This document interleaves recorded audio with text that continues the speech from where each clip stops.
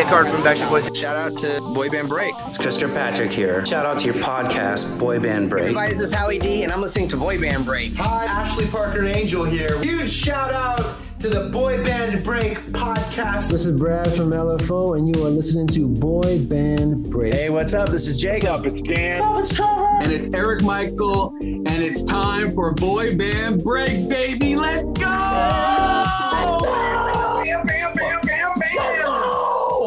Welcome back to Boy Band Break, where we encourage you to take a break from your day and join us in some boy band conversation. As always, I'm Chinzia. I'm Sophia. And I'm Lydia, aka Mama Lou. Hi, everyone. Welcome back. Welcome back. Yay.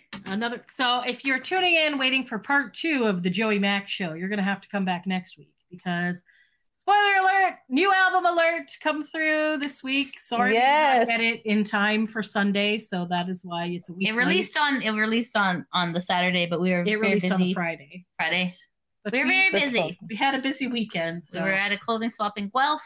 And then it was Mother's Day. Mother's Day. And that too. So happy Mother's Day to all the mothers who listen to us. Yes, exactly. So happy Mother's Day to the boy band moms too.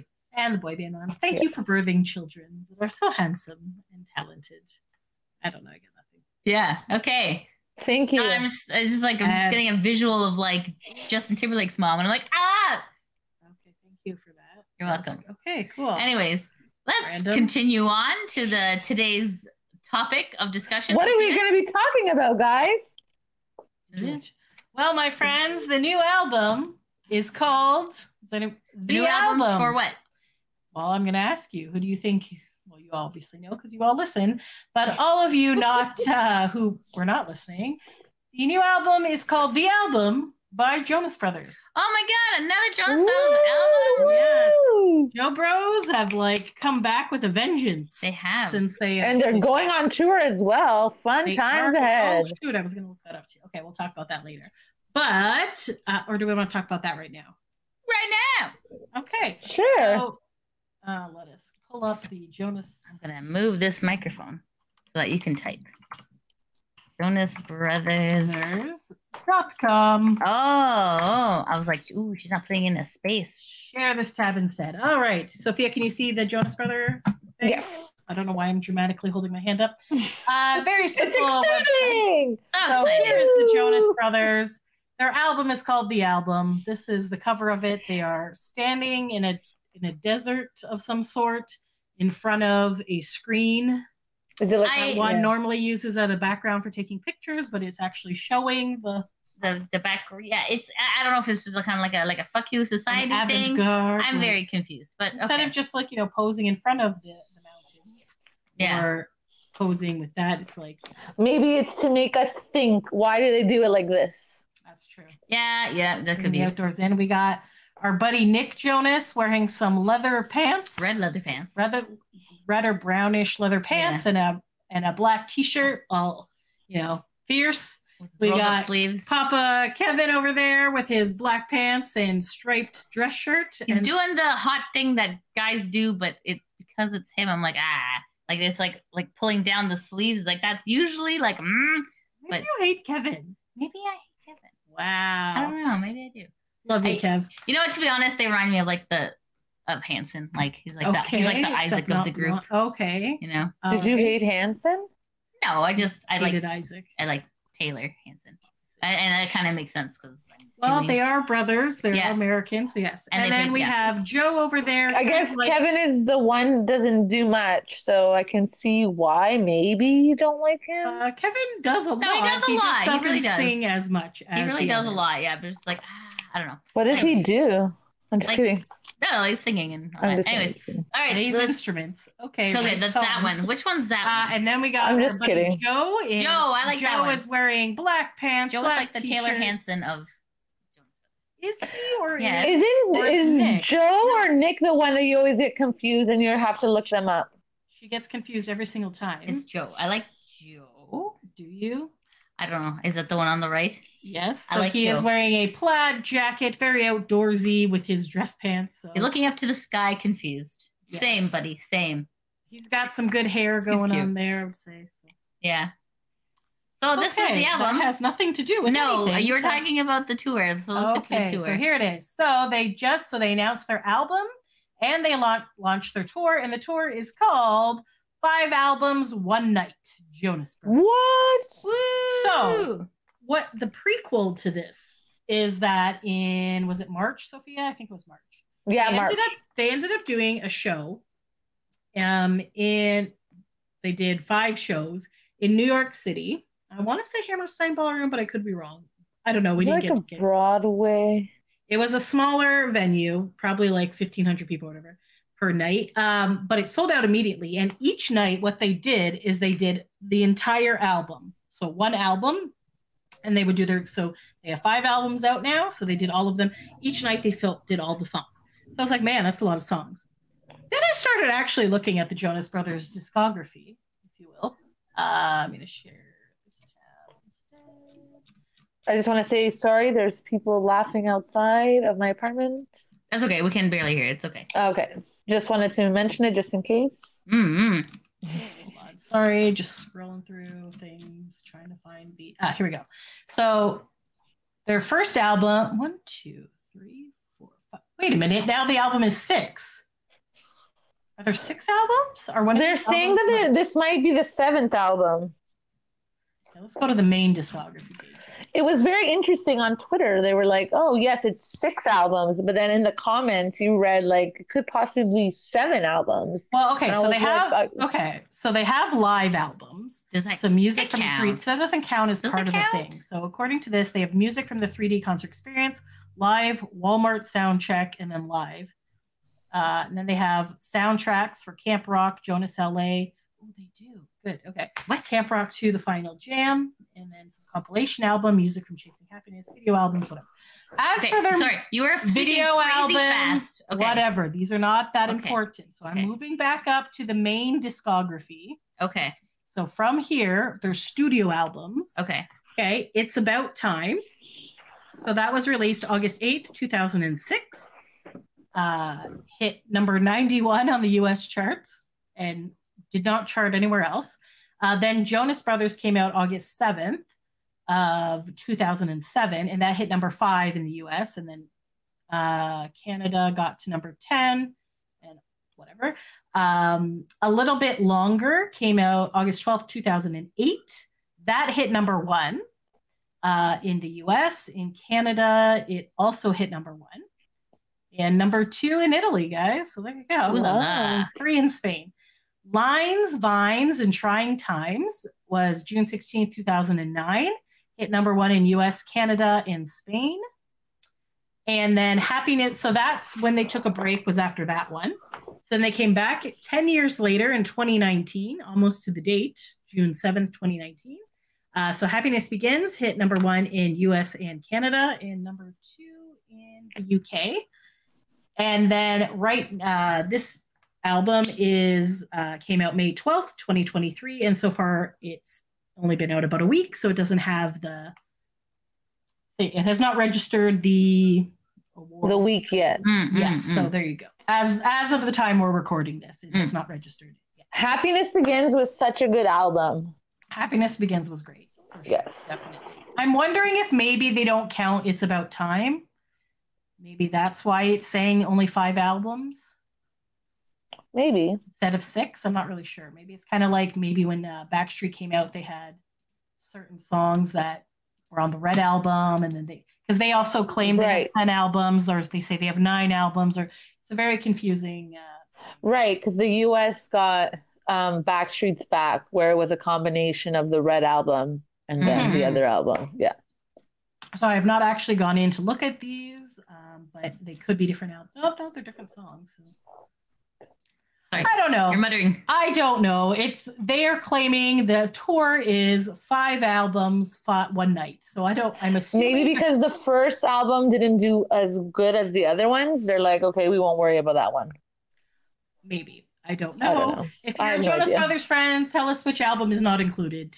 That would be great. So I'm assuming it's probably the first one is probably not included, but whatever. So anyway, reeling it back. So in March, they did 5 nights of concerts. Each night was 1 album, whatever.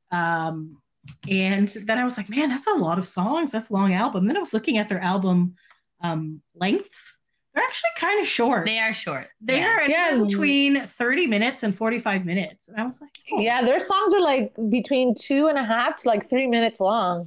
So I was like, okay. So it's just like the sweet spot. You don't want them to you don't be want like it like super long. You don't want Bohemian Rhapsody for God's sake. You don't need to. Well, Justin Timberlake made one song like 7 minutes from his solo album. Which one?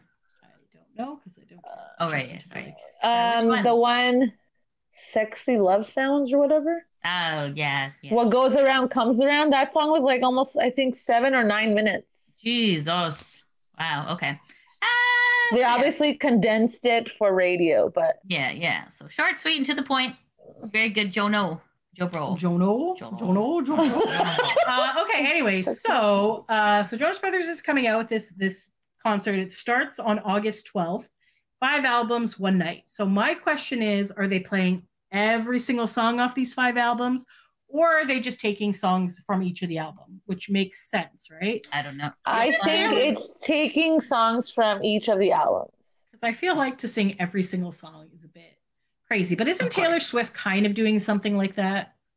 Yeah, because some of her concert is like really long, apparently.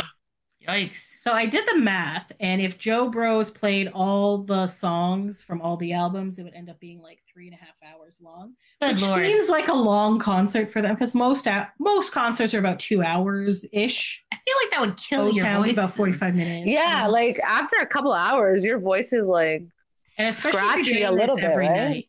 But Bruce Springsteen does that as well, so I know. Well, I guess they have like drink tea, drink this, make sure your voice is good. Oh, for the singer, you mean? Yeah, don't they have like tea that they drink? Yeah, they have like a special tea. I don't know. Slippery elm tea. They drink. Yeah, but it's like still. I mean, there's only so much tea before like true. it's over. True. You know? Maybe they're like we're young. It's all good. They don't really dance as much as like boy bands do. I so you get a little more stamina there. Yeah, I suppose you're right. Like they walk around, they play guitar. That's obviously very tight. It, takes a lot out of you. But yes, it's not like One Direction who just did nothing. Yes. It's so like, oh my god, they're there. It's there. So it starts in Bronx, New York. Currently, the only Canadian date is in Toronto on August 19th. And then at the moment, they are ending in Orlando on October 16th. October 16th. But I think is the one in Toronto at the Rogers Center? It is at the Rogers Center. So that is that's wild, the Skydome. Oh, yeah. So it can hold like 49,000 people. So it's pretty huge. Huge. Yeah. I just want to quickly touch on something right now. And I just maybe a little bit controversial. But it's fair in the assessment of people that I've seen the comments of. But go ahead. So I'll just click on Toronto just for argument's sakes here. Okay. So they have Ticketmaster. Oh, they still have quite a bit of tickets. That's surprising. Well, yeah. Okay. It's selling pretty well, except there's still quite some bits. So if you see this area at the front with the stars, these are the VIP packages. Okay. So right now, I'll explain in a second. So right now, regular tickets on the floor. This is Canadian dollars. Sorry, are you at still the same page of like dates? Sharing this tab. Oh, sorry. Okay, yeah, that's okay. Sorry. Okay, so right now, floor tickets are. Why is this not letting me click? I keep zooming in. Apparently. Okay. Where is this? Okay, so official platinum is $457. So that's your Ticketmaster scam one. There. I was like, where's the stage? Yeah, sorry, they'll zoom out to just show everyone again because they missed it when you weren't sharing the tab. So the stage is here. It has the little penis out, little B stage over here. Nice. So all around here is the VIP tickets, which I will show you shortly. Currently, floor tickets, if you get the official platinum ones, are like $231, which seems like okay. That's a lot. Here are the 100 level. 200 level is $226, and then like the ones that you're reaching the sky of the Skydome. Where you're high-fiving Jesus. High-fiving Jesus is $122, but I think if you go to the side, it is the cheapest tickets are like 80 something. Remember when Why is my the hand not 500 section was like $50? $122. Okay, so but American ones are a lot cheaper, and I understand that they obviously I think we got like tons of money up here. Exchange rate and stuff. I get that, but also like I saw some tickets for like $50 on American ones, so, which would be like 65 Canadian, which is still half of the price what they're trying to do this. Because normally Toronto, they would sell out twice. Normally they'd be at the Scotiabank Arena. Yeah. And they would have already had 2 or 3 dates by now. Yeah. And I guess they're like, you know what? Let's just do the Skydome. This is just one. And this is much larger than some of the bigger ones in the States. Like a lot of the bigger venues in the States are about 20,000, and this holds 49,000 people. So they're like, much why larger. not try it? Why not just do it once and then not have to do multiple shows? I guess. Okay, cool. So as you've heard us talk before, if you're new to us, we do like the Backstreet Boys a lot. So we do go to a lot of Backstreet Boys events. And the Backstreet Boys have VIP meet and greets, which are very expensive to subjectively. But and you get less stuff. Like back in the day, they used to do like backstage tours, or they'd have different levels of like, you could hear a sound check, whatever. So now it's when we first started with Backstreet Boys, they even did autographs, then took your picture. And so then you had your autograph like paper or whatever you got was in the picture with you in the meet and greet. That and then they took that away. Because I had the front page of the Toronto Star, and I got 4 of them because Kevin was with the group at the time when I met them. And 4 of them assigned it and all that stuff. So anyways, and at that time it was maybe like $250, whatever. Yeah, $250. Something like that. It kind of goes up. It's very cheap. Now the Backstreet Boys meet and greet, I can't recall the actual amount, but let's just I think it's like around $750 in Canadian dollars. Is it that much? Oh, exchange rate. Because it's $500 in American. Anyway, so you get to meet them and you get a very quick picture with them, but it's a solo picture. Like you're not with a group. So like the new kids have them as well, but you're in groups of 10 with those pictures. So sometimes you meet them very quickly. You get your BSB used to do tiers as well. They used to do gold, platinum, silver, bronze. Okay. Yes, exactly. But essentially you get to meet the band and you get a picture with you in the band. That kind of makes sense. That is You're paying what such a an VIP. astronomical amount. With the Vegas ones, they had like a loungy area. You get some snacks and some free drinks, and there's like a photo booth and shit like this. So the Vegas one is very similar to what this current Jonas Brothers one is. Okay, so there's 4 levels of package: silver, gold, wings, and ultimate. So wings. Okay, so silver, you get 1 seat somewhere in this area. So I'm guessing this little back area. Sorry, Wings is after their song on the album. Sorry. Yes. Yeah, so I'm like, well, I get it. Okay, never mind. Yes. Okay, please continue. Okay, so silver, you get 1 premium seat, you get a lanyard and a laminate, and then you get a special gift item. Okay. What is a special gift item? It's a surprise once you get there. Oh, is it like a sweaty towel? Okay. Then it's probably a t-shirt or something. Okay. So then gold is pretty much exactly the same. Okay. As silver, except you possibly you don't get it. Yeah, so nothing. Okay, so you get so there's nothing. It's pretty much the exact same as silver, except you're a little bit closer. Okay, I guess. So you get. I don't know if the gifts are different in the different levels. I don't know. Okay, all right. They might be, but okay. So again, you're just getting a seat, a lanyard, and you get a gift. Wings is when you start getting up higher in the VIP. So this is a ticket in the first 10 rows. So, you get the VIP lounge. So there's a photo booth. You get some snacks and specialty cocktails. You get 2 drinks, games, music, and more. So you just like chill out before. You don't have to worry because there's no, it's not general admission. There are seats. So that's actually kind of good for them. They get a special gift. You get to shop for the general public. So there's no line for your shopping. There's a VIP backdrop in this lounge area that you can take a photo in front of. And that's pretty much, so that's that lounge. Okay. And then you have the Ultimate Wings package. Ultimate Wings. Ultimate Wings. So this is wings, except instead of the first 10 rows, you're in the first 5 rows. Okay. So that's good. So as you can see from this map, pretty much it's all VIP in this area. Like you can't get this unless you buy one of these VIP packages. So you cannot get the first 10 rows without that unless you're way off to the side. Okay. So you get the same thing as the wings. You get the snacks, the booth, whatever. But with this one, you also get a pre-show photo op with your parties, whoever you bought your tickets with, in front of the stage. Okay. Are they there? No. So it says right here, no artist participation.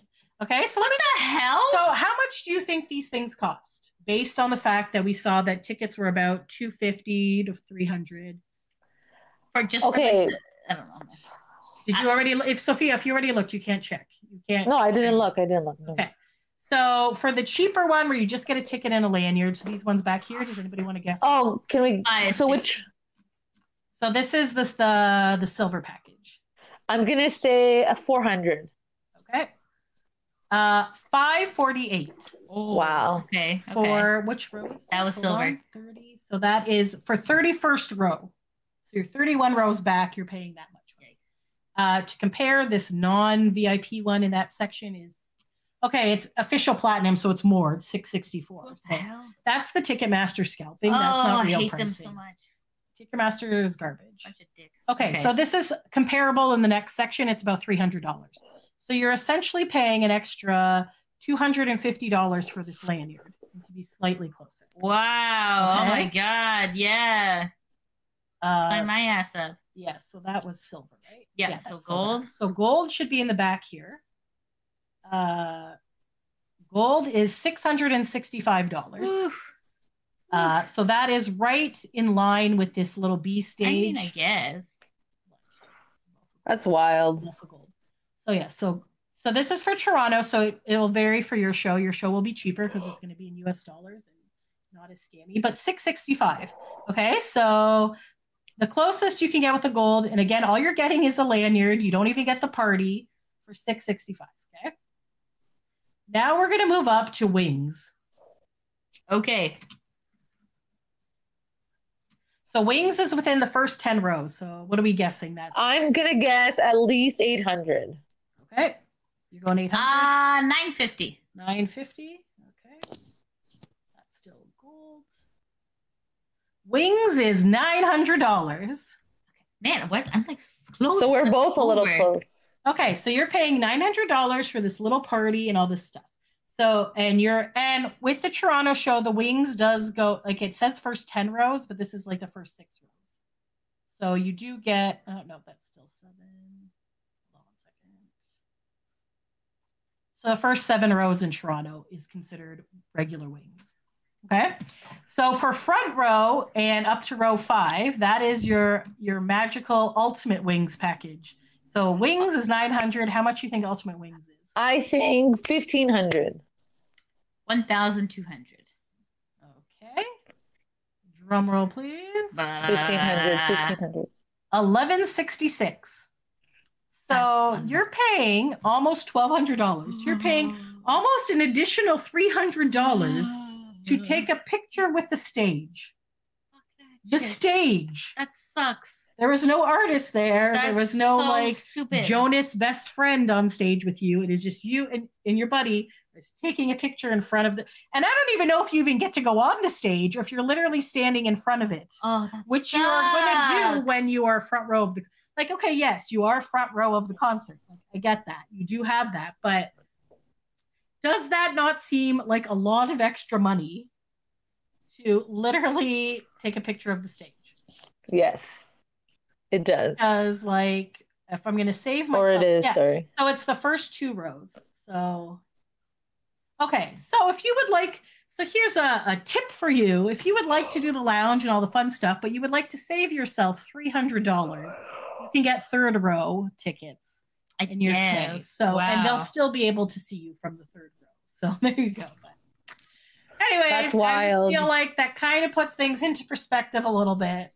Yes. And I know it goes to show like we're a little bit lucky in the sense that the boys still allow pictures in meet and greet. It's just, it's just it was a little shocking to see that for sure. Yes. But whatever. But to eat, if you have the money and you want to do it and this is a once in a lifetime experience, by all means do it. Like that's awesome. Absolutely. Of course, no judgment here. I would always want to be front row, whatever. But you can go on a cruise for that amount of money. and then you get free food and you overnight stays and things like that. So yes. So, anyways, but whatever floats your boat.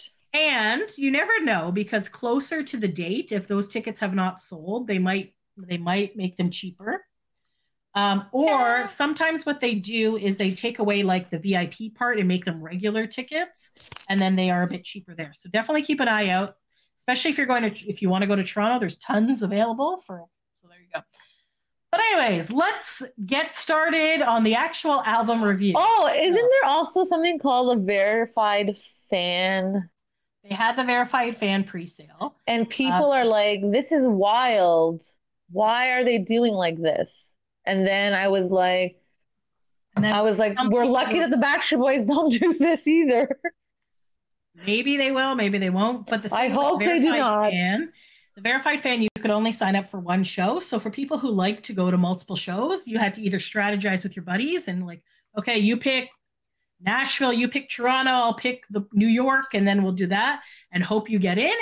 But not everyone, a lot of people did not get in for the verified fan. A lot of people were waitlisted. And then they said they would take people off the wait list, but many people did not get off the wait list. So that's like your shit out of luck if you don't have good luck. Some shows did sell out really quickly, and they have added additional dates on some of them. And they have a buffer right now that they could add a second Toronto date, but it doesn't really look like Toronto is selling that well right now.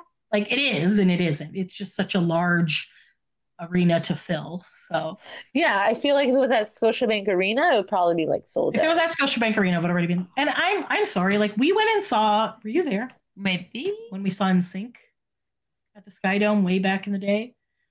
Was it No Strings Attached? Gina and Olivia. Yes, I saw them once. I can't remember. I think I was at the Molson Amphitheater. Maybe. Okay. So I went there, and that was 6th row, and it was amazing. And we got through by Olivia called Ottawa. Well, remember, because you had to get wristbands, wait in line, and try to get in. So she got through to Ottawa to buy tickets in Toronto, and we ended up with 6th row, which was amazing. You know what? I think you went with Rita, and you had free tickets afterwards. Oh my God! Yes, I remember. She was a terrifying driver, and I'm like, God, this is the night that I die. Yes. Sorry, I think you cut out there. What was that part? Sorry, which part? Chinzia? Chinzia, sorry. I know you're talking super quiet. Sorry. Stop being so shy. Can get closer. No, we're talking about when we went to the NSYNC concert back in the day. Olivia had called Ottawa, we got 6th row tickets. That part I heard. Yeah, and it was good. And then I said, Lydia, I think you were there, but I think you had other tickets from my cousin. Yeah, that one. Yeah, the cousin. Yeah. So we won a pair of tickets on site, I think, from the radio station. So we called you last minute, I believe. I think that's how it happened. Yeah. Anyways, that was a good show, but we were like up close. So I can tell you that if you're on the floor, it's going to be a good show. Lydia and I went to One Direction with Olivia's nieces there, and we were at the back of the 100s, and it was crap. Like you could not hear, the sound quality was crap. And then I went to go visit my friend with her daughter before the show started, and they were in like the 500 level, and I swear to God, I almost passed out. Like once you get past a certain height, it's just like I feel dizzy and I'm gonna pass out. Like it's crazy. So that was my first that was your first experience in a concert. The Backstreet Boys at the Skydome was the 500 level. I was 14 years old. Although it was that high, I was like, this is the best night of my life because I got to be in the same venue as them. Oh, there you go. But as you get older, you're like, you're never going back up there again because of so many amazing experiences that I've had. Yeah. Exactly. Yeah. Yes, definitely. All right. But 14-year-old Sophia would be like, amazing that you did so well for yourself. That's true. Yes. There you go. So Jonas Brothers fans are like that as well. All right, here we go. Into the album review. The main point of this before we went on a tangent is the Jonas Brothers album. The album is the 6th studio album. So again, it is 6. So why is it? Okay. I don't know. By American pop rock band Jonas Brothers. It was released through Republic Records May 12th, 2023. The album features a sole guest appearance from John Bellion. Production was handled by Bellion himself, the Monsters and Strangers with a Z, Pete Nappy, Ten Rock, The Diner, Daniel Tashiani, Idus Mujmali, Johnny Simpson, and Colin Britton. The album's release was supported by 2 singles, Wings, which is what the VIPs are named after. So Wings came out first, and Waffle House. It serves as a follow-up to their previous album, Happiness Begins. Background recording. On February 25th, 2020, during an interview with the Today Show, Nick Jonas revealed that the group had been working on an album with Ryan Tedder, and the details are going to be announced in the next couple weeks. He's a really good songwriter, Ryan Tedder. Yes. Oh, okay. One Republic.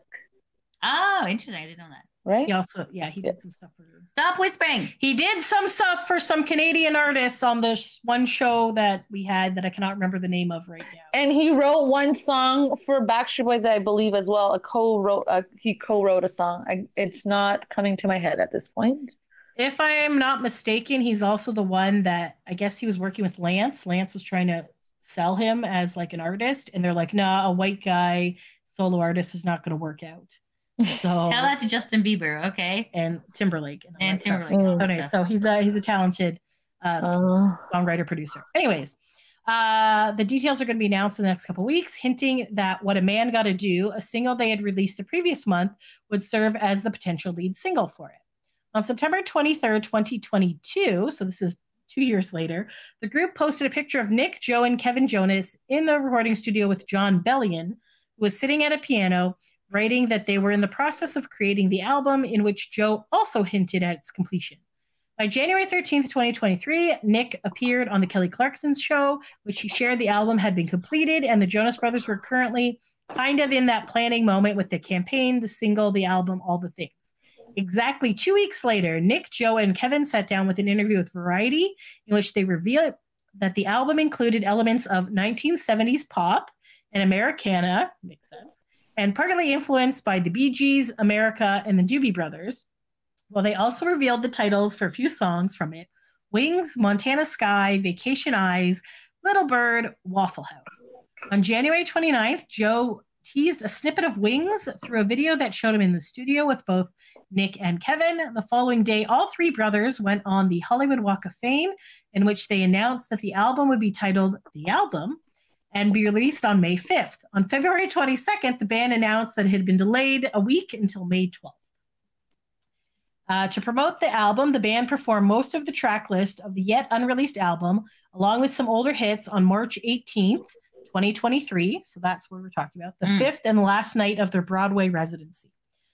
The song Wings was released as the album's lead single on February 24th. The second single, Waffle House, was released April 7th and sent to Hot Adult Contemporary Radio in the US on April 10th.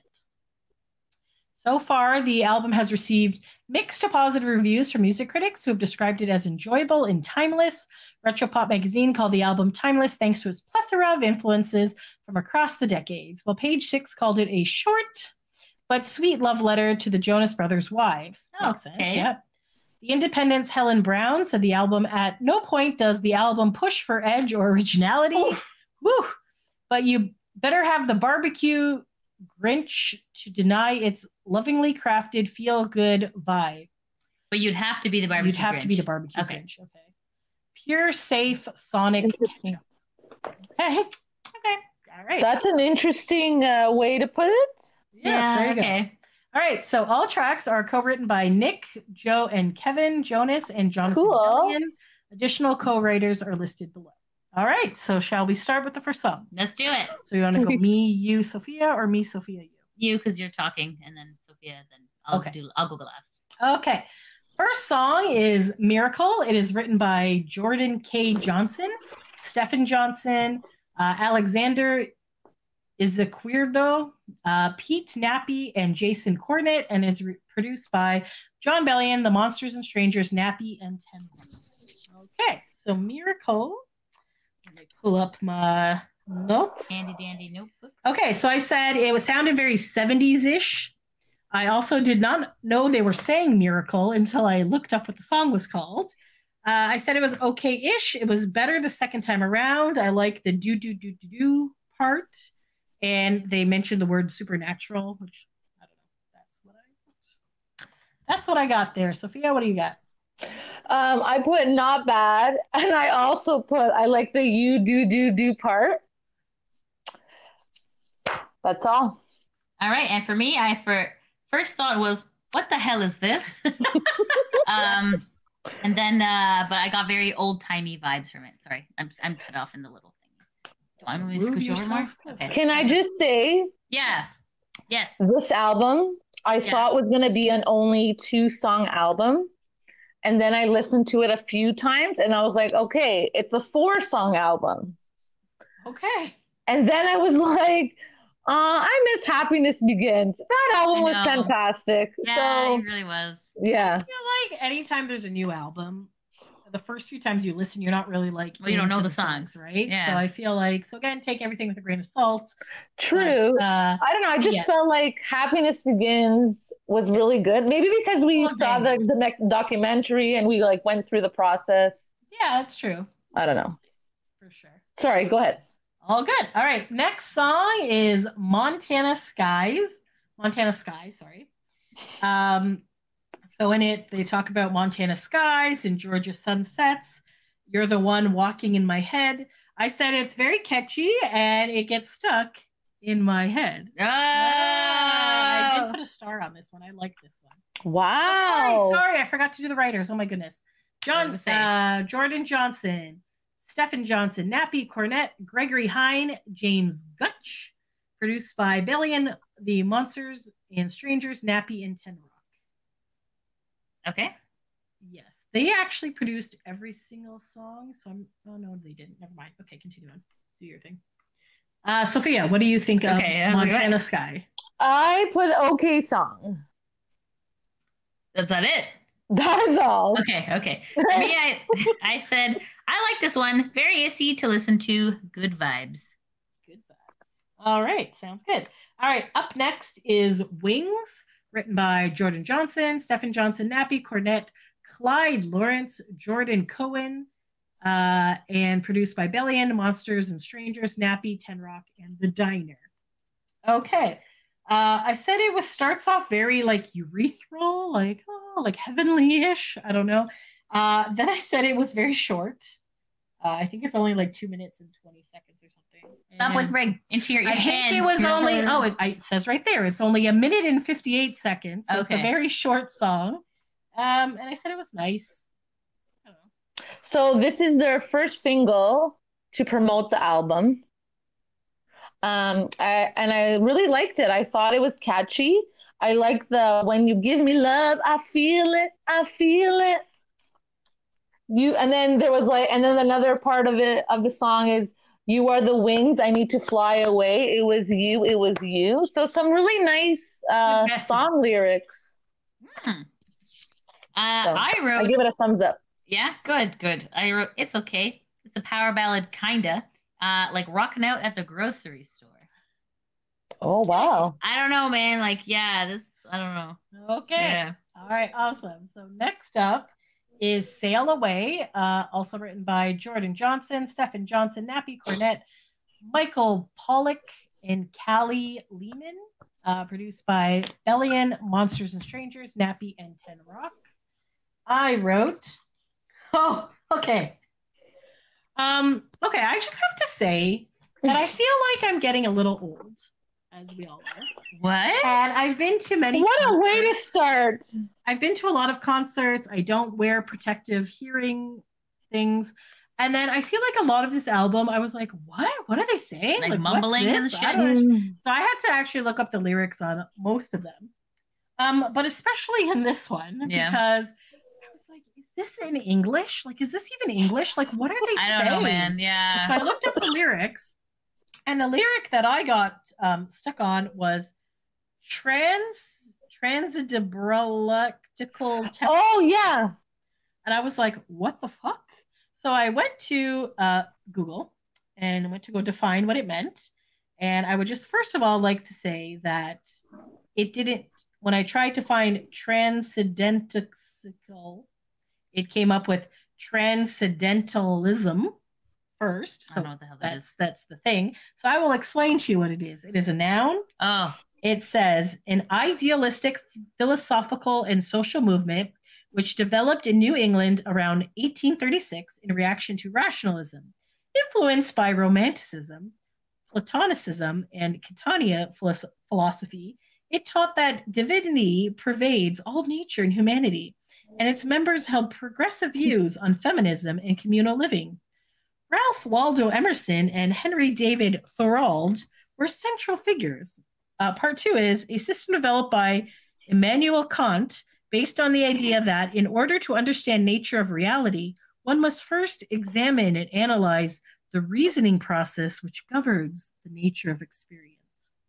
So it's good. Okay, What? so this helped no one as well. Okay. So then it said search instead for transcendental. And I was like, yes, I will do that.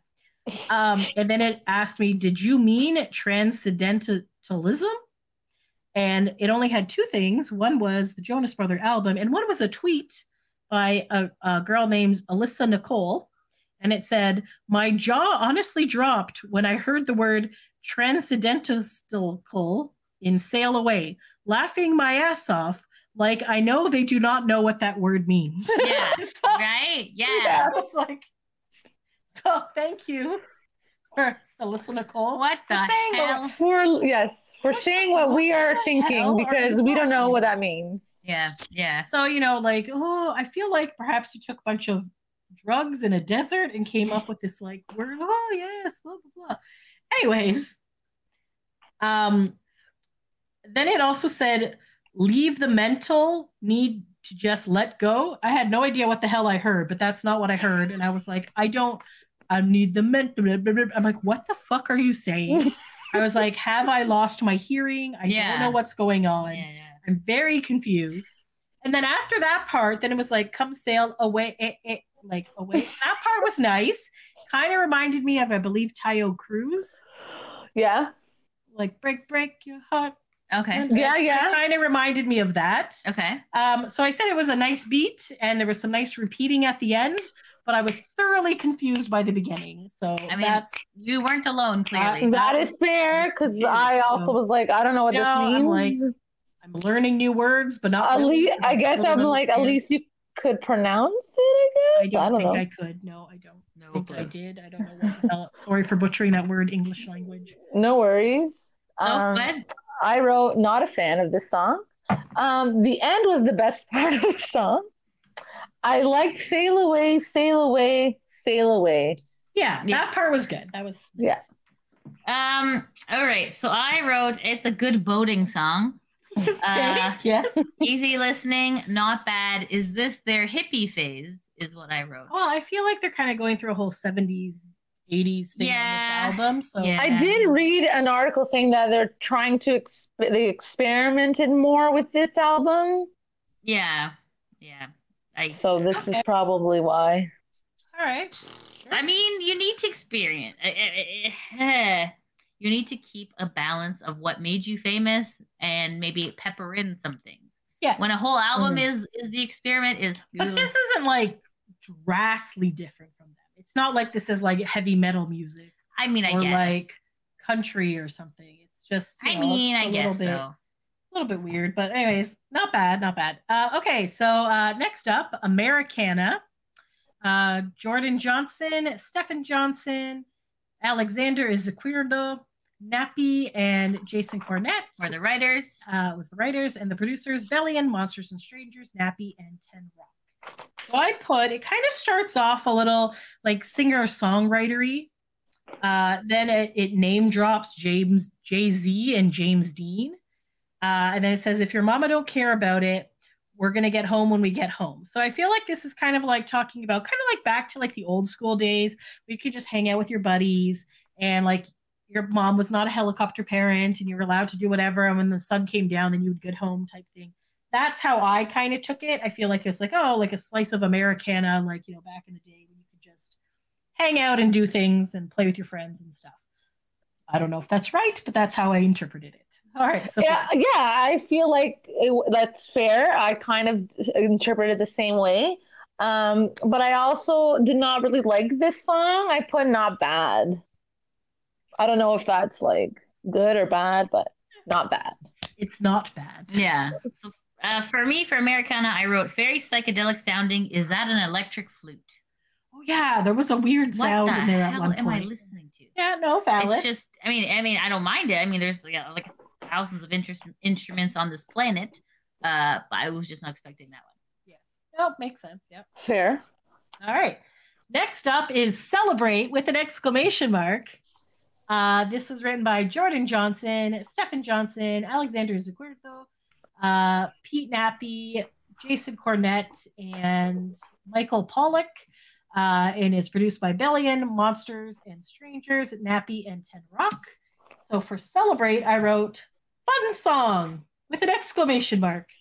There was a chorus of voices, and then I said it almost sounded a little bit like samba-like at the end, and then it actually almost sounded like they were giving you directions to make this into a dance, because then they were like, hit the right, hit the left, turn around and slide. Like that's kind of. Oh yeah. So I was like, okay, are they trying? You're trying to be a cha-cha slide, my guy. Trying to make this like a wedding song that people are gonna like, do their little dance and. Yeah, whatever. You know what? Americans have like weird songs that they like grasp onto. So I mean, like it's possible. Jump to the left, jump to the right. Yeah. That's what kind of sounded like, but in like a Jonas Brother way. Yeah, I don't know. It was interesting, but yeah, I don't know. Soph? I put Celebrate Tonight. I like this song. Fun song. I was dancing. Were you dancing to the left and the right? Did you? I sure was, because I was like, thank goodness there's another song that I like on this album.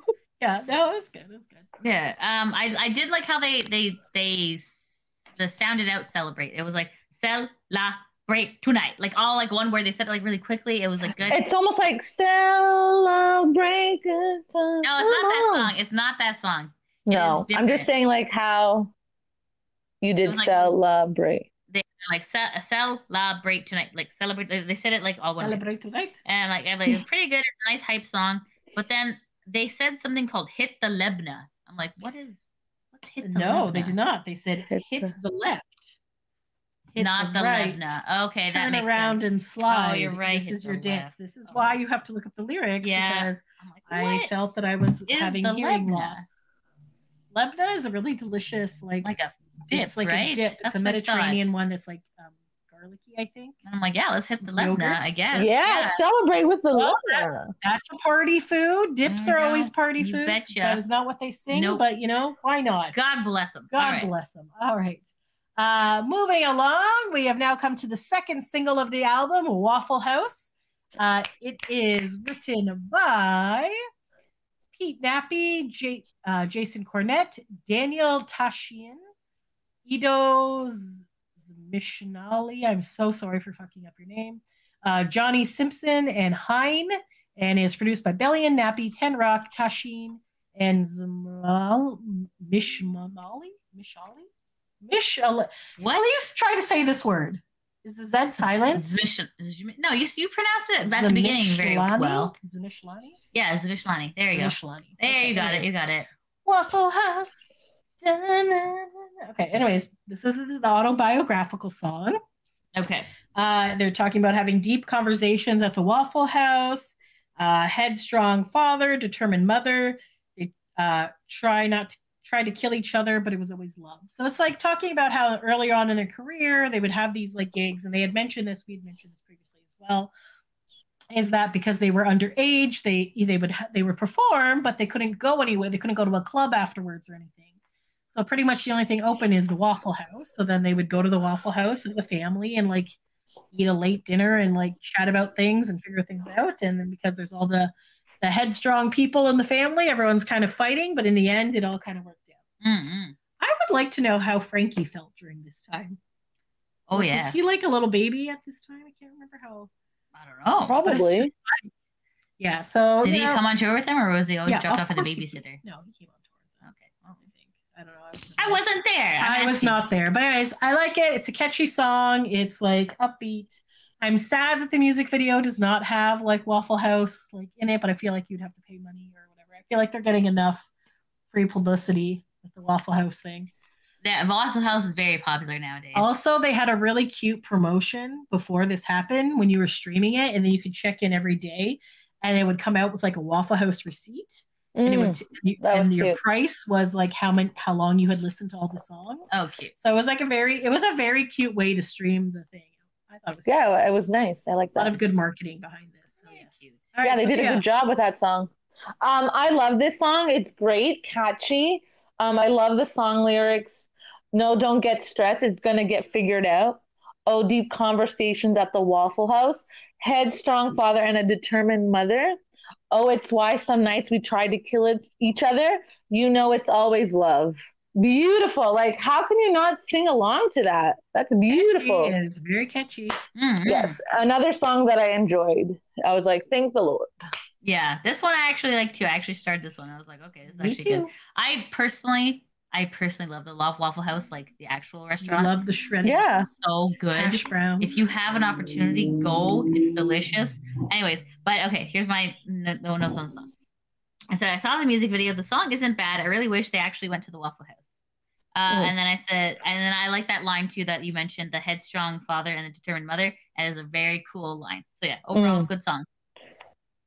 Excellent. Good single choice. Good single. All right, moving along. Next up, number 8 is Vacation Eyes. And this is written by Pete Nappy and Jason Cornett. And it was produced by Bellion, Nappy, 10 Rock, The Monsters, and Strangers. Okay, so first off, when I first heard it, I was not hearing Vacation Eyes. For some reason, I was hearing Vacation House. I was just like, what? The Vacation House. I was like, okay. And then I'm like, I don't know what the heck. And then I went back and listened to this with the lyrics because I was very confused. And then at the very beginning, he said, I got a little Ducci in my left hand, right? So it's like, pass the Ducci on the left hand side. Do you guys remember that song? Yeah, I remember. So obviously that has to be some sort of like throwback to them, who were an 80s band, I believe. They were called Musical Youth, and the song was called Pass the Ducci. And in case anyone is wondering what that means, my friend Google has helped us out there. So it says a Ducci is a Jamaican cooking pot. Oh, okay. What? And while there's not much reason to pass one around, yeah, it is an acceptable substitute for the original lyric, pass the coochie.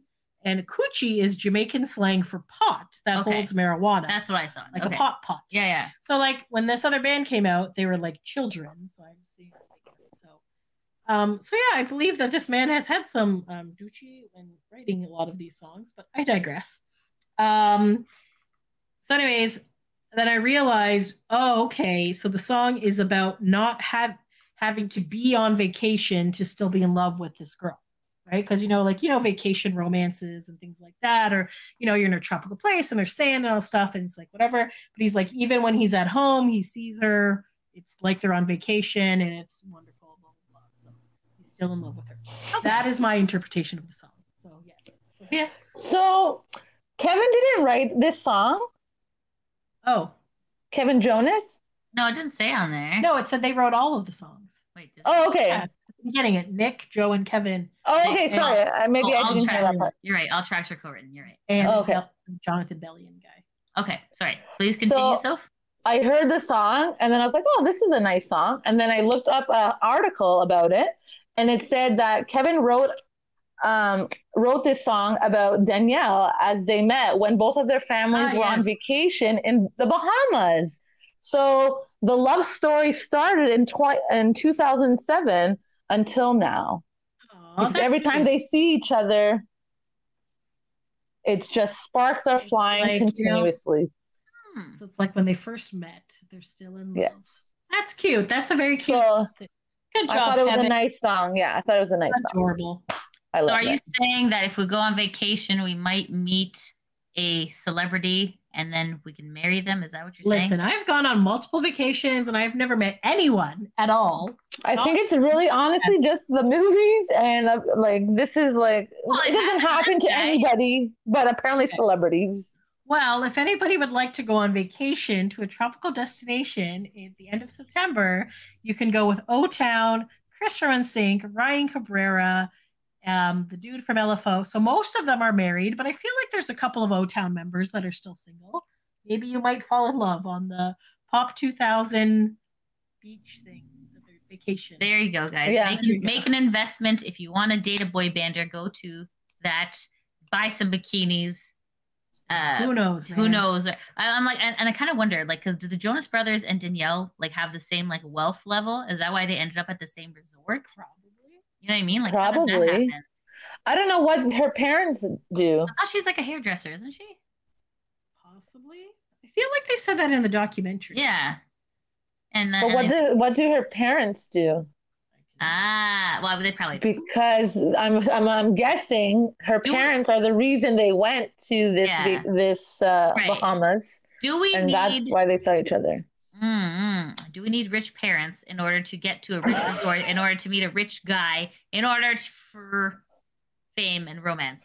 Okay. Possible. Anyway. It's possible because I'm guessing they'll need a 5-star hotel to be at, because where else would they be? They're not going to go to a 3-star or whatever. It really doesn't say what her parents do. It says that she's from New Jersey. She has 2 sisters and a brother. She's Italian. Nice. She worked as a hairdresser before meeting Kevin. Well, both of their families were on vacation in the Bahamas in 2007. And then they got married in 2009 on Long Island.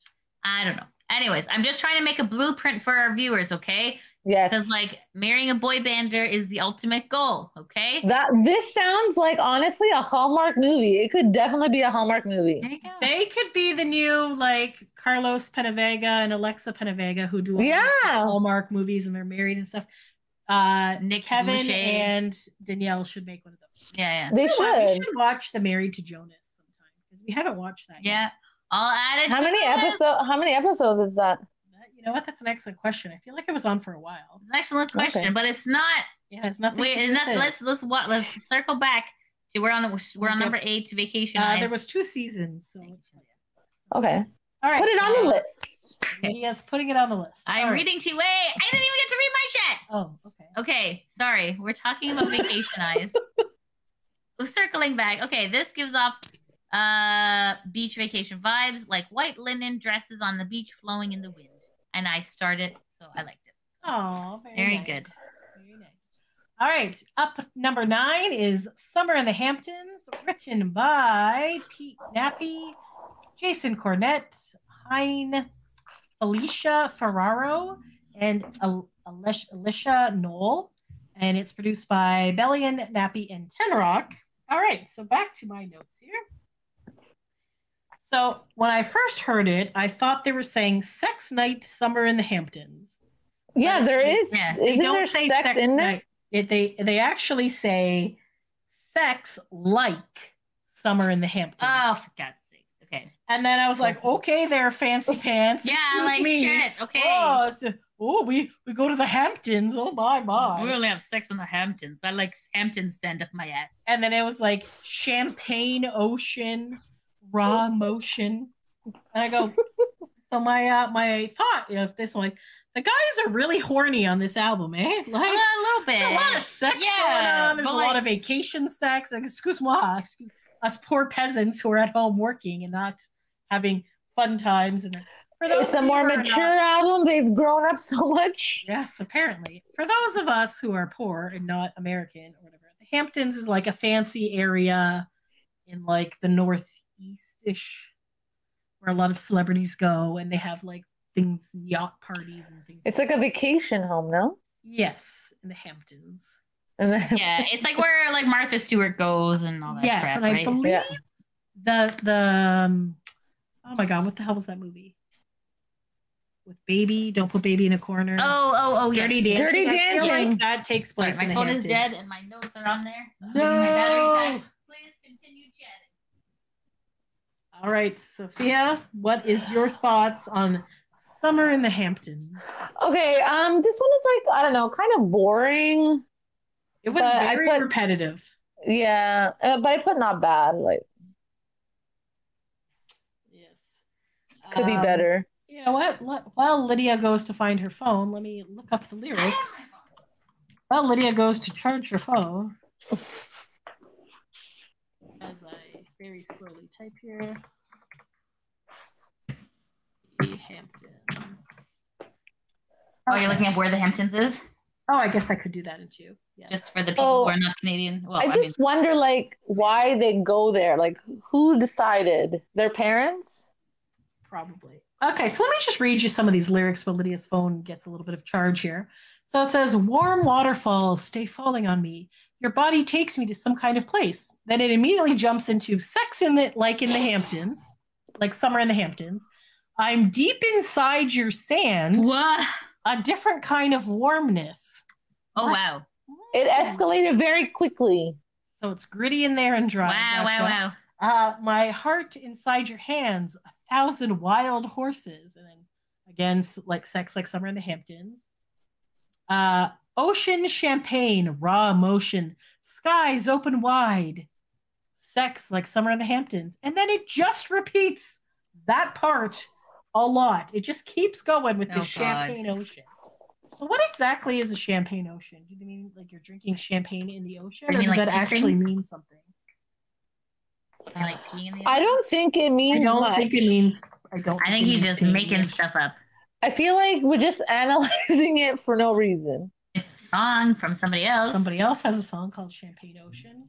I don't know. But yeah, I've got nothing. God bless. Okay, let me go back to my notes. Well, I guess at least they tried something. I don't know.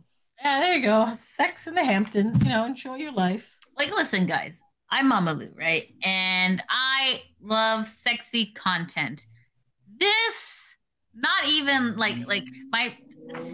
No tingle in the vingle? No tingle in the vingle. It's like negative tingle. It's like, what the hell is this? Oh my God. It's as if you got sand in you. Right, like I got sand in my vagina. Like seriously, I don't feel any like, oh yeah, like sexy emotion. You didn't want to have champagne ocean or whatever they're saying? No, I couldn't. I don't know. I was not, I don't know, like feeling any feelings about this song. I was just saying like. You weren't vibing with it? No, I said, rich guy title right away. Sucks summer in the Hamptons, but they say it really, really fast. Like they like rush through it. I'm like, what the hell is That's this? why I thought it was saying sex night somewhere in the Hamptons. Yeah. It's like sex like summer in the Hamptons. Yeah. So for those who don't know, the Hamptons on the eastern Long Island South Fork is a string of seaside communities known as the summer destination for affluent New York City residents. It is marked by long stretches of beach and an interior of farmland, towns, and villages with 18th century shingle buildings and estates hidden behind tall boxwood hedges. East Hampton is home to high-end restaurants, bars, and designer boutiques. So, I'm just going to throw it out here. Boring. Is that a lot of people cannot relate to this, guys. No. Not relate to your fancy-ass Hampton sex. No, I agree. So there you go. All right, so next song. So moving along to the next song. Number 10. Which is not that great either. Summer Baby. Sex in the Hamptons is not great, or the next song? The next song. We're moving on to the next song, number 10. Summer Baby. So this is by Jordan Johnson, Stephen Johnson, Pete Nappy, Jason Cornett, Michael Pollock, and Hein. And it is produced by Billion, Monsters and Strangers, Nappy, and Ten Rock. And my notes on this say, I liked it right away. I thought it was very upbeat. Still catching feelings for you. Looking at the lyrics, and so looking at the lyrics, I was like, oh, this is such a good song. I really like it. I started it. He starts off by insulting her immediately in it. The very first line is, you're a full-blown problem. Lucky I'm your baby's father. Wow. I was like, what? Wow. They also use the word supernatural again, like they did in the first thing. And they used it as supernatural sugarcane. But I said it was still a cute song and it was very catchy. So I did really like Summer Baby. So yeah, what do you think? I wrote not that great. Hopefully it gets better. Yeah. For me, I wrote very guitar and techno. Not bad, easy listening, and then it had like a lyric catching feels for you. I'm like, yeah, it's like you're still catching feelings for you. So it's like it's a cute song. So I thought it was cute. It's all right. I thought it was adorable. All right, next up. Almost done. Number 11 is Little Bird by Jordan Johnson, Stephen Johnson, Pete Nappy, Jason Cornett, Michael Pollock, and Hein. And Bellion, Monsters and Strangers, Nappy, and Ten Rock are the producers. So it's called Little Bird. I am discriminating against it because it is talking about birds. You hate birds. I hate birds. But then after I read the lyrics, I was a little bit confused. But then I reread the lyrics and I understand that this is actually about their kids and their kids getting married in the future. So that's how I took it. Oh, because it's like, you know, I'm gonna die soon or something. What? It was just, hold on, let me look up the actual lyrics. Oh, but I read it as like, you know, you have your mother's eye. It had like. I don't. Who Jonas? Yeah. Okay. So like when I read it, because first I thought it was about like his wife leaving him or something, but then I realized it was about a child. So it's like, you came into this world, my baby girl, beautiful angel. I could not cry. You got your mother's kind eyes. So it's about, I think it's about like your small hands are wrapped around my finger. Okay. Like all this stuff. And then, you know, nights will happen less. You're going to fly into somebody else's arms, little bird. And then it's like, walking down the aisle. He's going to love you when I got to leave you. Got to believe it when the Lord takes me home. So it's like talking about him being old and dying. So it's like, yeah, so it's talking about like, I guess, enjoying the time with your children because eventually they'll grow up and leave you like a little bird. They'll leave the nest and go somewhere else. Yeah. So that's what I understood from it. I mean, yeah, now that I see the lyrics, I can see what you meant by that. Okay, Sophia, what did you think? So I'm glad I read that article about this so I could understand the lyrics. So it's about them being fathers. So they dedicated the song to their children and their wives. And I think it's a beautiful song. I love it. Well, okay. Here's the thing. You shouldn't have to do like research about a song. You should just like it or hate it. Like, there's no DLC content for an album. This is ridiculous. Anyway, true. But I feel like it helped in this situation because I was like, I don't know. Yeah, why some of the lyrics are like this, but they make sense. Okay, well, I guess I'm gonna sound like a dick then. Yeah, you know what? Okay. No, whatever. This is kind of sad vibes. I'm picturing a sad guitar player around a campfire, a depressed camp counselor whose girlfriend cheated on him during the summer vibes. Okay. That's what I thought. I don't know. And I also kind of thought it was like a cheating and leaving, and then I was like, what? And then that's when I looked up the lyrics, and I was like, oh, okay. Like, we all have been to that summer camp where there's that one sad dude who plays the guitar. And it's like, oh my God, Trevor, get it together, please. I'm trying to say goodbye. Yeah. Fuck. You know what I'm saying? I've had a lot of traumatic experiences. My life is full of trauma. I don't know how everyone's had normal lives. But yeah. Okay. Alrighty. So moving on from that song. Yes. The last They song, could have ended that album on this song. But they didn't. But they didn't. They did Walls featuring John Bellion. Can we know who is? Oh, John Bellion. Did we talk about that already? He is this main guy. So I'll tell you right now. Jonathan David Bellion. I'm sorry if I'm saying your name wrong. Is an American singer, rapper, producer, and songwriter. He was born and raised in Lake Grove, New York, on Long Island. He is best known for his song "All Time Low," along with writing and producing credits. He has released 4 mixtapes and 2 studio albums.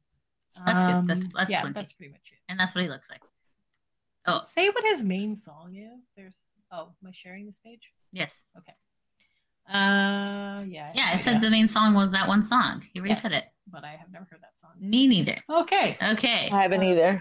Let's go back here.